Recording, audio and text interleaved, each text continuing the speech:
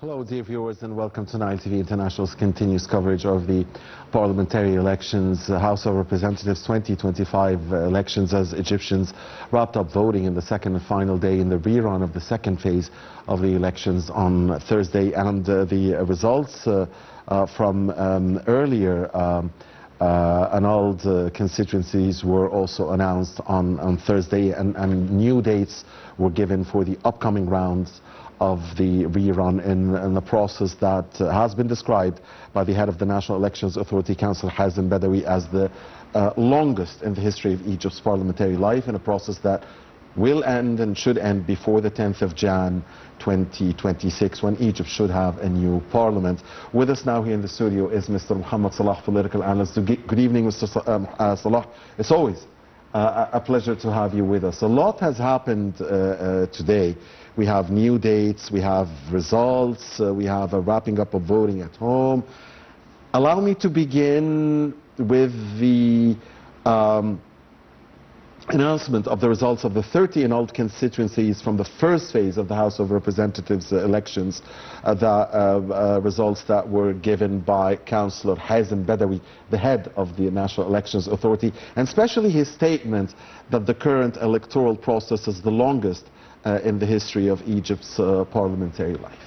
Let me first express my great honor to be with you today, and with you and with your generous followers, at this topic. Thank you, sir, very much. And I would like to say that I wish if we have a fruitful discussions regarding our topic today, which is very important to know with, or we have to start with, is the problem, the sentence of Mr. Hazem Badawi said, or continued or described this electoral process, which is the longest electoral process in the history of Egypt.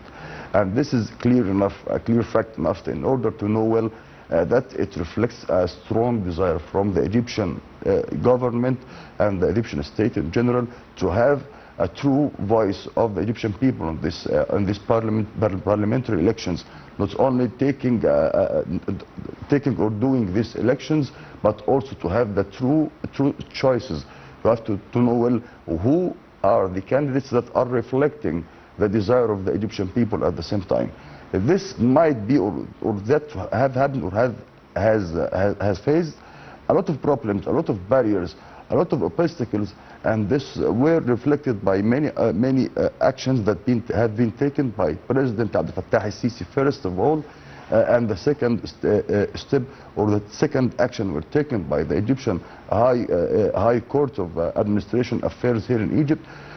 As a result of these interactions, or as a result of this desire from the Egyptian state or the Egyptian government at the same time, we have reached this time, or we have described this time, or the current situation, or the current process, as the longest electoral process in the history of Egypt. And Councillor Badawi also, Mr. Salah, said today that this electoral process marks, the words of Councillor Badawi, marks the beginning of correcting practices that some have attempted to exploit to override their will. And so let's take this quote and ask you about it: the beginning of correcting practices that some have attempted to exploit to override their will, the words of Councillor Badawi, and also ask you a question, Mr. Salah, about the lessons that we should learn from this process, the longest in Egypt's history. The first question, which is regarding about the corrective actions that have been taken by President Sisi or by the Egyptian legal system, I would like to say that it's very important to have a strong amendment to the political life in Egypt, not only in the electoral process itself. We have to look in a wider range of looking on these ideas, and to know well that the reason for these actions, or the reasons for these interactions, is to have a correct and right and clear political system here in Egypt. We have to know well that to know well, or how to get the information about how to have a real political life here in Egypt, how to have a real political society here in Egypt, how to interact in political affairs without having any problems, without giving bad effects about on the Egyptian problem, or the Egyptian economy, in the Egyptian stability. because this is the important problem that we are facing when we are talking about taking corrective actions or taking amendments in the political life. You are around with or are surrounded with the problems that may affect economic systems, may affect the level of stability here in Egypt. So we have to know to have a smooth actions, or to have to take a smooth actions to end up this bad interaction from the Egyptian people and from the candidates and from the parties in general, to have the right or to reach to the right phase or the right performance in this field. This will take a lot of time. This won't happen in one day, but it will take a lot of time in order to learn how to examine it, or how to learn how to interact with our role in this political life. From my viewpoint or point of view, I would like to start with the children in the schools.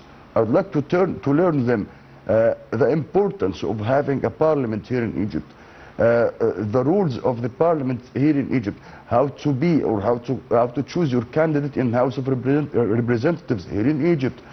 I would like to practice this life in their classes, in their schools, in their governorates. They have to practice all of these ideas in order to change this bad idea, or in order to change this bad bad way or bad picture that have been taken to the political life and the electoral process in general. By giving these raising awareness, by raising awareness and giving the children the key points or the key actions to take in order to choose, have a right to choose, or have to know well how to interact, we won't have a right and a stable electoral process, and consequently we won't have a right political life or political system in general. The second thing is the second question, which is about the lessons. The first, I have to know the importance of choosing a candidate in the parliament, and know well that this candidate is responsible for solving all the problems of my life. Whether I have a political problems, whether I have economic problems, or have a problem in ways of in any way of life that I'm facing in my life, I'd like to know that I'm choosing the person who is responsible to solve these problems. I'd like to know well that I have to choose the person who is able to interact, who is able to represent Egypt inside and outside Egypt at the same time. I would like to know well that I won't be able to change my life without choosing the right choices. We would like to say that we have to learn how to choose well. We have to learn how to choose the correct candidate, or the correct decision in our life, and not only in the political, but in general, for our life in general. Because the candidate should be my voice. I mean, this is how it should be. My voice and my way to change my life by solving the problems that I'm facing, or that I'm facing in my life. This is the first lesson. The second lesson is knowing that bad actions based on gifts, based on money, based on this won't solve my problems. This won't give me a real representation or a real reflect of my life. So this person or this candidate that I will choose, due to gifts, due to money, won't reflect my problems, won't help to solve these problems, won't be a good or a strong communication channel between the government and me at the same time. And the third and the most important part is to know how to take my right or my political rights and do them in the right way. This is the main three lessons that we have taken from the longest electoral process in the history of Egypt. This is Salah. Also on Thursday, Egyptians wrapped up voting across 13 governorates in the rerun of the second phase. of the elections. 13 governorates included the capital Cairo.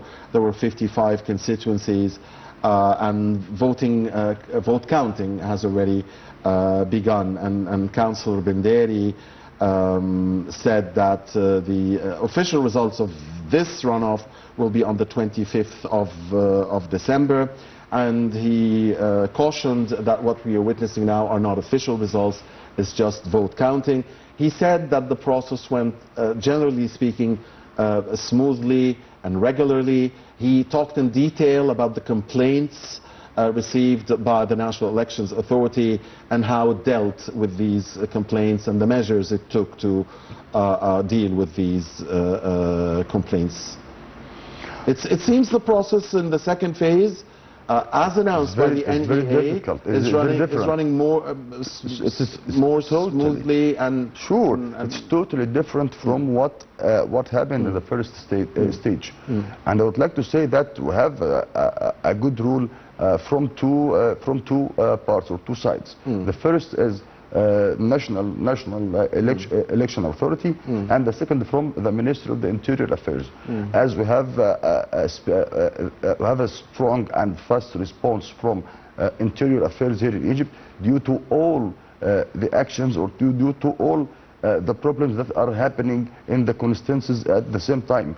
If you have any life from any constituency, any problem, any action, any kind of problem that are taking or happening, you know that the Ministry of Interior Affairs have interacted and got the problem and caught those who are going this or doing these actions beside the constituencies.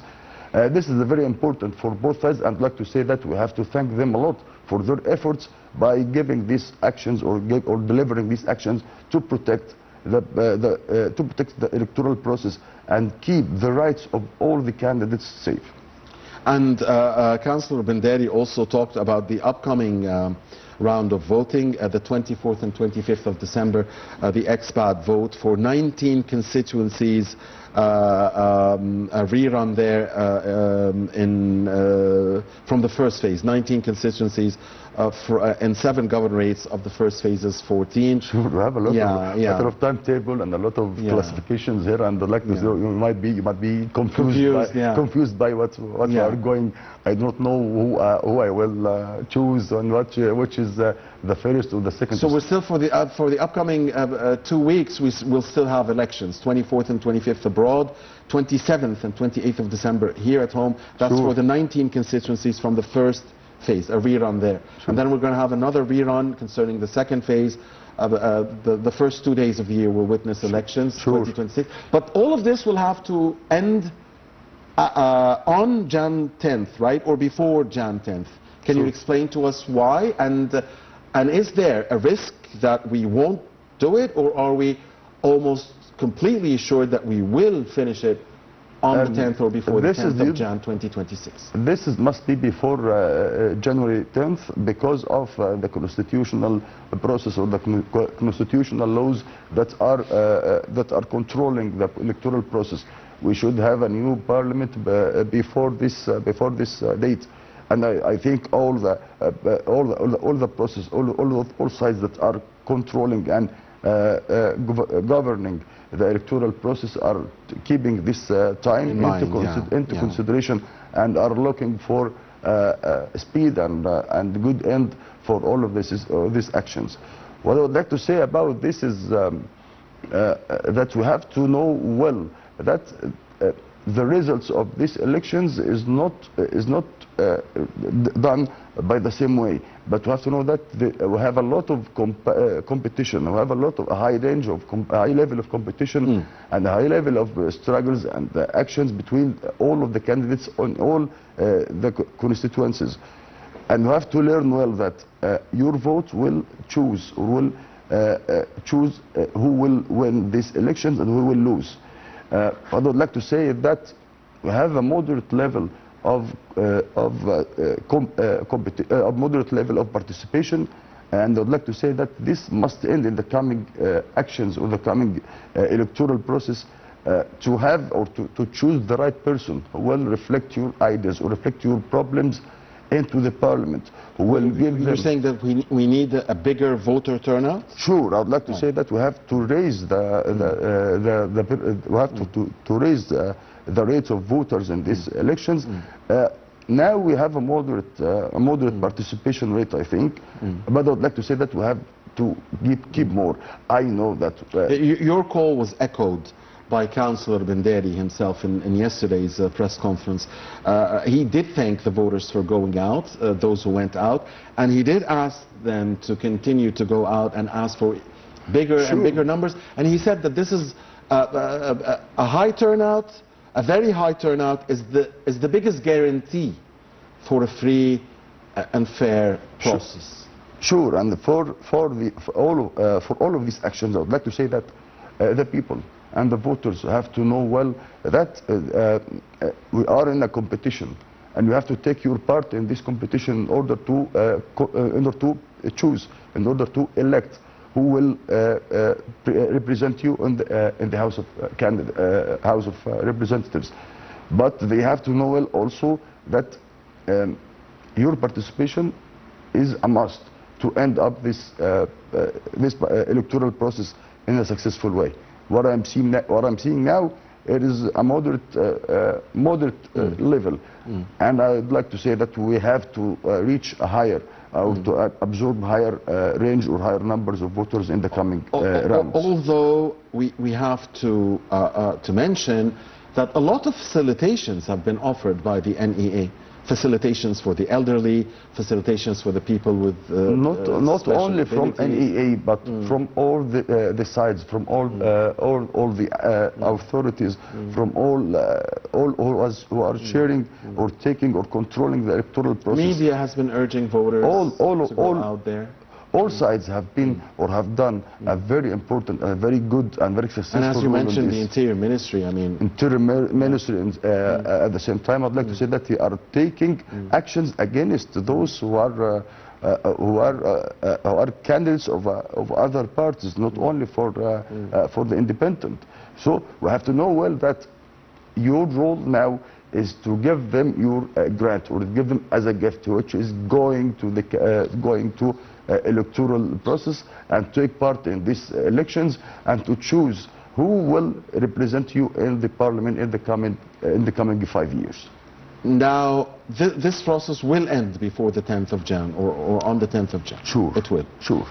Mr. Salah, so as we draw nearer to having a new parliament, a new lower house, you know, again, that question has been asked before, but it is the key question. It is the biggest question. Sure. What do citizens need from this upcoming parliament? I mean, they need a lot of things, but what are the priorities in your view? From my viewpoint, I think the Egyptian people is waiting a lot of actions from the coming parliament. The most important topic now is economic problems. How to solve economic problems by controlling markets. One of the most important problems is how to control markets, and the second is how to produce, or how to produce laws will absorb more investments to the Egyptian internal markets, which will produce a lot of work vacancies. Most of about the level of life level here in Egypt. I would like to solve the problems that are facing the citizens here in Egypt. They are looking, or they are waiting a continuous or a vital action regarding what's happening in the streets in Egypt, here in Egypt. I'd like to feel that this candidate is sharing my life, see the problems that I'm facing, taking actions towards the problems that I'm facing in my life. If this will happen, this will enlarge, or will give us a lot of ideas, a lot of followers in sharing, or in taking corrective actions due to our political system in general.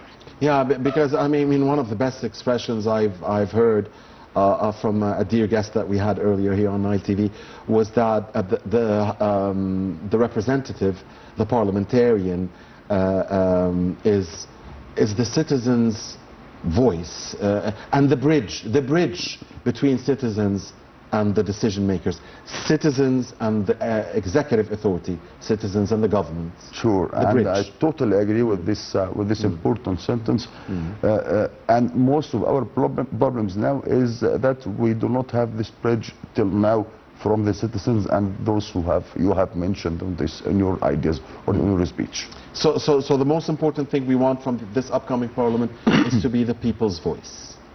People's voice and solving people problems, giving them the hope.